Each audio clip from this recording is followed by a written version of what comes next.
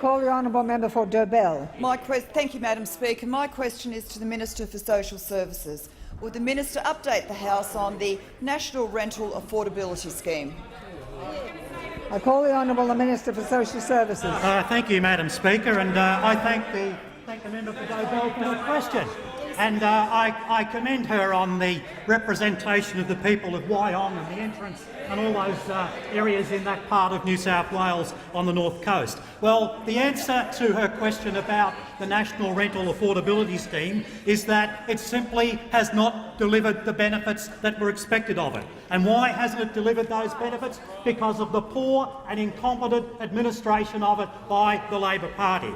In June 2014, only 19,000 of the 35,000 dwellings had been built. Only 19,000 of the 35,000 had been built. 16,000 dwellings had not been delivered, not only in the member state of New South Wales, but hundreds of dwellings not built in Victoria and other states around Australia. And why was that? Because of the poor design and incompetent administration of the NRAS scheme. For example, foreign students were allowed to take up dwellings that had originally been designated for ordinary workers in this country. Trading incentives occurred rather than actually building dwellings in this country and cities around the country. And more recently we've discovered, again because of the totally incompetent administration of the scheme by the Labor Party, alleged fraudulent use of incentives. So, Madam Speaker, we're on about improving the administration.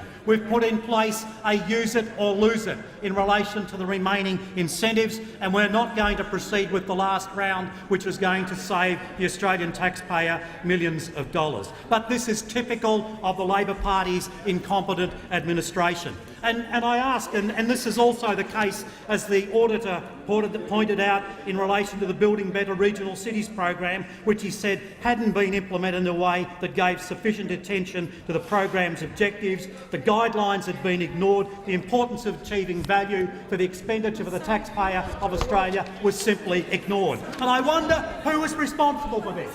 Who was responsible for this? Now, it's not an easy question because, you know, they had six ministers responsible for housing under the Rudd-Gillard Labor government. 6 ministers responsible for housing. But who made the mess of it? Who made a mess of it? Well, none other than the member for Sydney. The member for Sydney.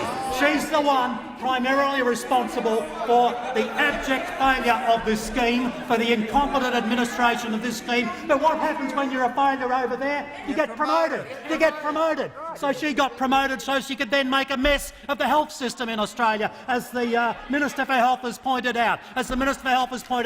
But having failed twice, she's now the deputy leader. If she fails again, she'll be the leader.